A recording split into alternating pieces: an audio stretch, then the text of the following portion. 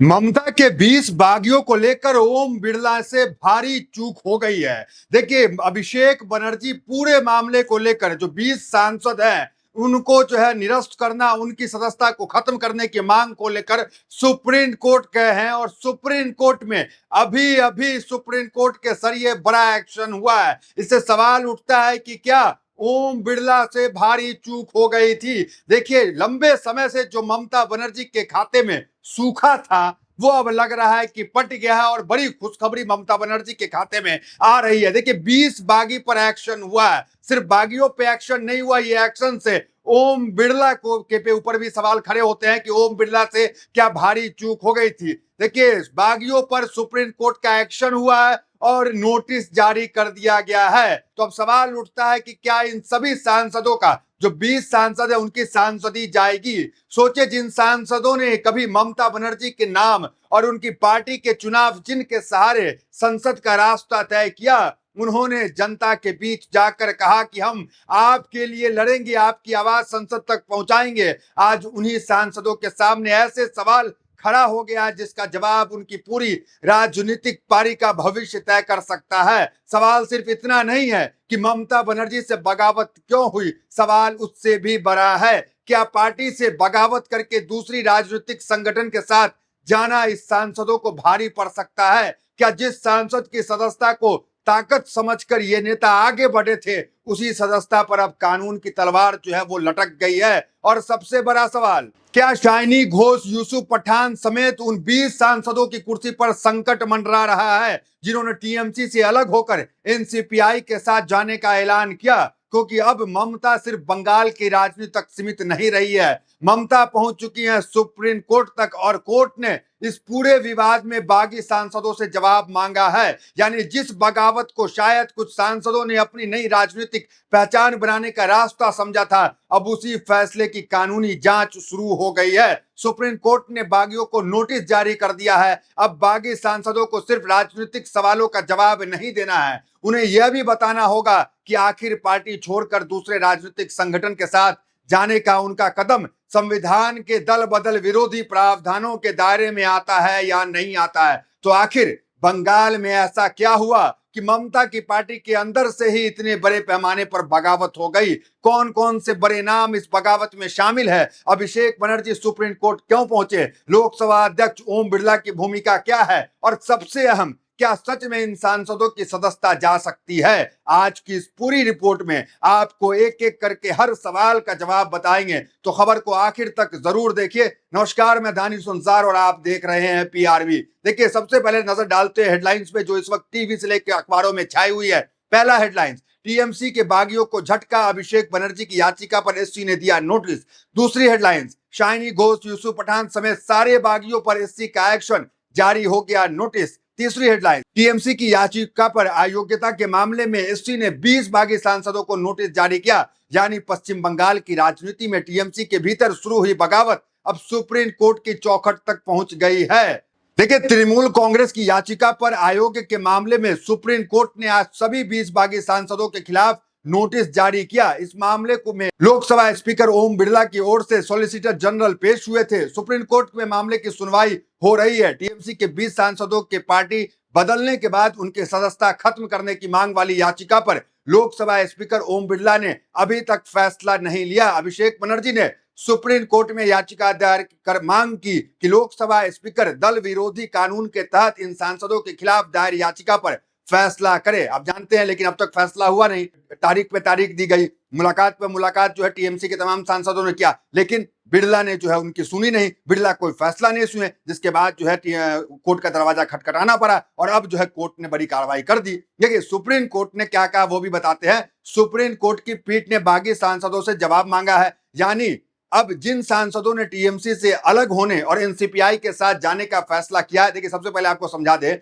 NCPI जो है वो कोई राष्ट्रीय पार्टी या क्षेत्रीय पार्टी नहीं है। एक नई नवेली पार्टी थी जिसके न तो विधायक थे, न वार्ड मेंबर, न मुखिया, कोई नहीं। अचानक से 20 सांसद उसमें चले गए, तो दल विरोधी कानून पे इस पे भी सवाल उठ रहे हैं। तो जो बागी सांसद है वो उनको जो है कोर्ट के सामने अपना पक्ष रखना होगा। अभिषेक बनर्जी की तरफ से लोकसभा अध्यक्ष और लोकसभा महासचिव को भी नोटिस जारी करने की मांग की गई है, लेकिन सॉलिसिटर जनरल तुषार मेहता के अनुरोध पर सुप्रीम कोर्ट ने अभी लोकसभा स्पीकर को नोटिस जारी नहीं किया है। तो लोकसभा स्पीकर को आपको मालूम है महाराष्ट्र के मामले में नोटिस जारी हुआ, जो शिंदे का मामला चल रहा है, वहां जो विधायक जो भागे, तो उनको लेकर नोटिस जारी ओम बिरला पे किया गया था। फिलहाल यहाँ पे तो नहीं किया गया, लेकिन 20 बागी पे नोटिस जो है वो जरूर जारी किया गया है। तुषार मेहता आप जानते हैं सरकारी वकील हैं, वरिष्ठ वकील हैं, वो सरकार की तरफ से पक्ष रखते हैं। तो ओम बिरला की तरफ से पक्ष जो है वो सॉलिसिटर जनरल तुषार मेहता रख रहे हैं। देखिए तुषार मेहता ने कहा है कि वो स्पीकर से इस बारे में निर्देश लेकर कोर्ट को अवगत कराएंगे। इस बारे में जस्टिस बागची ने कहा कि हम संवैधानिक संस्थान को कोई निर्देश नहीं देना चाहते, लेकिन यह सुनिश्चित किया जाना चाहिए कि ऐसे फैसले समय से हो। सुप्रीम कोर्ट ने कहा है कि अभी हम स्पीकर को नोटिस जारी नहीं कर रहे हैं, बाकी पक्षों को नोटिस जारी कर रहे हैं। देखिए यहाँ पे भी एक पॉइंट है कि अभी हम ओम बिरला को नोटिस जारी नहीं कर रहे हैं, मतलब ओम बिरला से भी सवाल हो सकते हैं। ओम बिरला जो देरी कर रहे हैं, जो फैसला नहीं सुना रहे हैं, उनसे भी सवाल हो रहे हैं। तो ये चीज जो है जज साहब ने कहा। आगे देखिए टीएमसी का तर्क है कि इन सांसदों ने पार्टी के चुनाव चिन्ह पर चुनाव जीता था। अगर कोई सांसद चुनाव जीतने के बाद अपनी पार्टी के सदस्यता छोड़कर किसी दूसरे राजनीतिक संगठन के साथ चला जाता है तो उस पर दल बदल विरोधी कानून लागू होने का सवाल उठ सकता है। यही वजह है कि टीएमसी की तरफ से इन सांसदों के खिलाफ आयोग्यता की मांग की गई थी, लेकिन दूसरी तरफ बागी सांसदों का दावा है कि उनका समूह अलग राजनीतिक संगठन के साथ विलय कर चुका है और उनके पास इस कदम के लिए पर्याप्त समर्थन है। यहीं से शुरू होता है पूरा संवैधानिक पेच। भारत में दल विरोधी कानून का मकसद राजनीतिक दल बदलने के कारण होने वाली अस्थिरता को रोकने के लिए है, लेकिन कानून में कुछ अपवाद जरूर मौजूद है। मसला किसी राजनीतिक दल के दूसरे दल में विलय के मामले के संविधान की 10वीं अनुसूची के तहत कुछ विशेष शर्तें लागू होती है। रिपोर्ट के मुताबिक इस मामले में बागी सांसदों की तरफ से भी इसी तरह के विलय का दावा किया गया, लेकिन सिर्फ यह कहना कि हमने विलय कर लिया है अपने आप में अंतिम कानूनी सुरक्षा की गारंटी नहीं देता है। यही वजह है कि मामला इतना महत्वपूर्ण हो गया है। अब सवाल यह है कि संबंधित संवैधानिक प्रावधान इन सांसदों पर किस तरह लागू होता है और अंतिम निर्णय किस प्रक्रिया के तहत होगा। अयोग्यता से जुड़े याचिकाओं पर निर्णय की संवैधानिक प्रक्रिया में लोकसभा अध्यक्ष की भूमिका महत्वपूर्ण होती है। यही वजह है कि अभिषेक बनर्जी पहले लोकसभा अध्यक्ष के सामने मामले को उठा चुके हैं। रिपोर्ट के मुताबिक उन्होंने 27 जुलाई को लिखित रूप में यह कहा था और 12 अगस्त को भी लोकसभा अध्यक्ष की ओम बिरला से मुलाकात की थी, मांग भी की थी, लेकिन सांसदों के खिलाफ आयोग संबंधित याचिकाओं पर जल्द फैसला लिया जाए, लेकिन लिया नहीं गया। अब जब मामला सुप्रीम कोर्ट तक पहुंच गया तो बंगाल की राजनीति के साथ साथ दिल्ली के सत्ता गलियारों में इस केस पर नजरें सबकी टिकी हुई है।